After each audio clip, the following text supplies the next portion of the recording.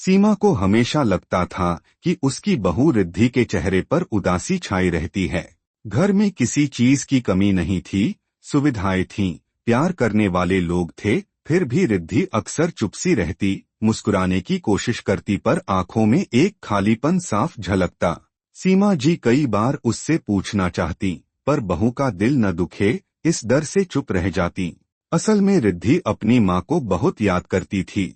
शादी से कुछ समय पहले ही उसकी माँ का देहांत हो गया था। हर त्योहार, हर छोटी बड़ी बात पर उसे माँ की कमी महसूस होती। सास को माँ कहना उसे अच्छा लगता था, लेकिन दिल के किसी कोने में एक खाली जगह हमेशा रह जाती। एक दिन सीमा जी ने रिद्धि के कमरे में एक सुंदर सा फोटो फ्रेम देखा। उसमें रिद्धि की माँ की तस्वीर थी, जिसे वह रोज चुपचाप देखती रहती थी।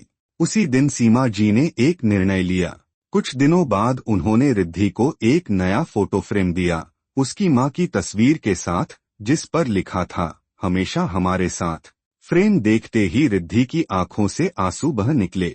वह सास के गले लगकर बोली, माँ, आपने मेरी माँ को इस घर में जगह दी, आपने मेरी कमी समझ ली। सीमा जी ने उसके सिर पर हाथ फेरते हुए कहा, बेटा, माँ एक ही होती है।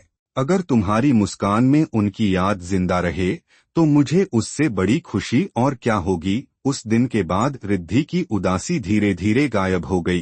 अब उसके चेहरे पर सच्ची मुस्कान थी, क्योंकि उसे समझ आ गया था कि यह घर भी उसका अपना ही है, जहाँ रिश्ते खून से नहीं, दिल से जुड़े थे।